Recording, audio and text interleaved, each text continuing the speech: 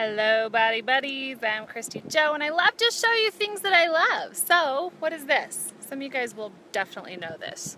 This is the Red Mountain of St. George. So this is where I grew up, in red sand and red rocks, and so this was really normal for me growing up. But okay, so a few things got me thinking about arthritis. Why do I want to come on here and talk about it? Number one, because I'm actually working with several clients with arthritis right now. Number two, I'm in St. George, which is known for attracting, I would say, our more mature demographic due to the amazing hot weather here year-round. Well, it's cold in the winter, but let's just talk a few basics of the Power Foods lifestyle and some elements that can be very helpful. Number one, it can be difficult for those who are elderly to be getting enough protein. However, it is really important that they do eat protein and consistently throughout the day.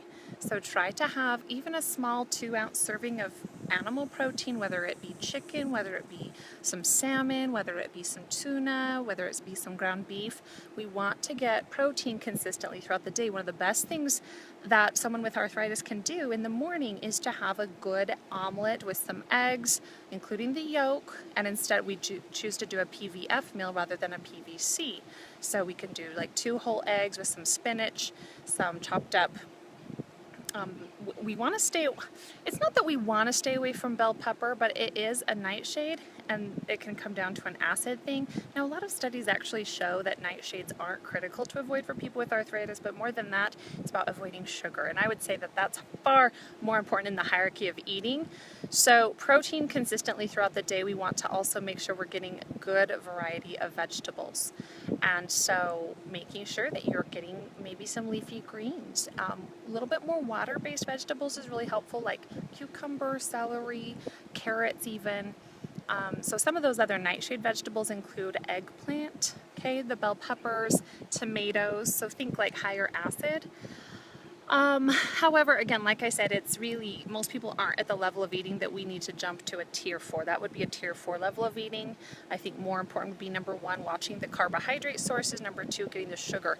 A lot of people like their sugary beverages. Fruit juice, apple juice, things that we think are healthy for us that actually are chock full of sugar. That can be whole milk, real milk, and that's not saying go skim milk. I mean, all of those milks actually have about the same amount of sugar. So we want to look for those places to get rid of that sugar, okay? And that can even be some of our fortified, nutrient-dense drinks, like Ensure. That can be a place that we're just chock full of sugar.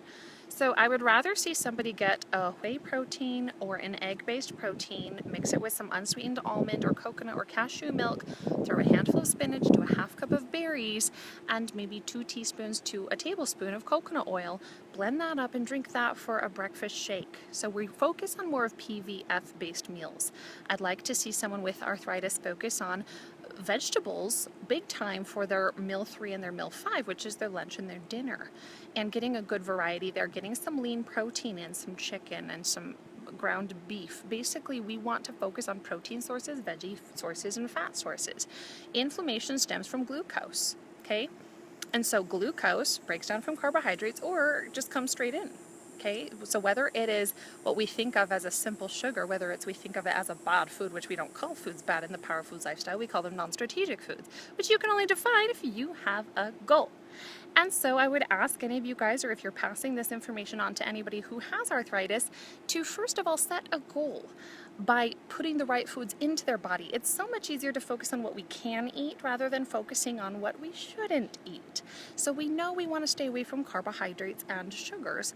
So instead of saying, oh, I can't have tacos because the shell, that corn breaks down sugar, we would say, oh my gosh, why don't we look at the burrito in a bowl recipe from volume 2 of my cookbooks? Because that eliminates the carb and brings in the fat, and it's delicious. And that's what it's about. It's about looking at the meals we like to eat, making sure there's a substantial source of protein in it, getting rid of the carbs, bringing in a fat to substitute the energy. That, my friends, is the key to many of the inflammatory diseases and problems out there. If we can all set a goal to reduce the amount of sugar in our diets, whether it's through sugar that we know, or whether it's through sugar we don't think about, like the bagels and the Pop-Tarts and the breads and the pastas and all those things that break down to carbohydrates, or they are carbohydrates, they break down to glucose, it's sugar, okay? And so think glucose equals inflammatory stuff. Inflammation leads to disease. Inflammation leads to pain.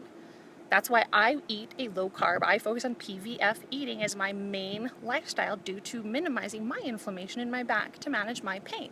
That is a strategy I help a lot of people get into, but it takes time depending on your previous level of eating experience. So that's why having a coach can be helpful to help you set up appropriate goals to ease into the lifestyle. I rarely suggest someone just go for it unless they're in that much pain that they should just go for it. Instead, set weekly goals to help you get closer and closer to that optimal lifestyle you should be living. Okay, so stop treating it as all or nothing thinking. People who think all or nothing don't belong here. Is that pretty harsh? Okay, no, because we need to open our minds to realize, number one, the food relationship is a big one that we need to respect. It's been with us since we were in the womb. Okay, that placenta fed you. So be mindful that reprogramming the way you think and the way you want to eat is going to take some time. Be calm and patient with yourself as you learn on a logical level, and then you take that logic and you set a goal to get it into place to see the physiological difference in your life. And then if the physiological difference is enough for you that you say this is a good outcome, that will give you the motivation to then follow through and keep that goal going. So that's how we really make a change. Is that to say you can't have sugar ever? No, it's about setting goals. Learn the principles of the Power Foods lifestyle. Everything from indulgence strategies, everything from topping strategies, everything from hydration strategies to protein strategies to vegetable strategies. It's all very simple, but there is a learning curve. I have a wonderful podcast that has helped hundreds and hundreds and hundreds of people. So I would encourage you to get on that very free resource if you're not at a point that you're ready to invest in some one-on-one coaching where you and I can discuss to the T your situation. So please, if you're not at that level, you need to be doing and taking advantage of every free resource I have. And people that do that see great changes in their lives. So I value the fact that you guys trust me in this experience I have and in my persistence to help you make these changes in your life as well. So just do your best. Set those small goals. Hope you share this with someone it can benefit. And I will see you guys later. Power your body, one meal, one workout, one day at a time.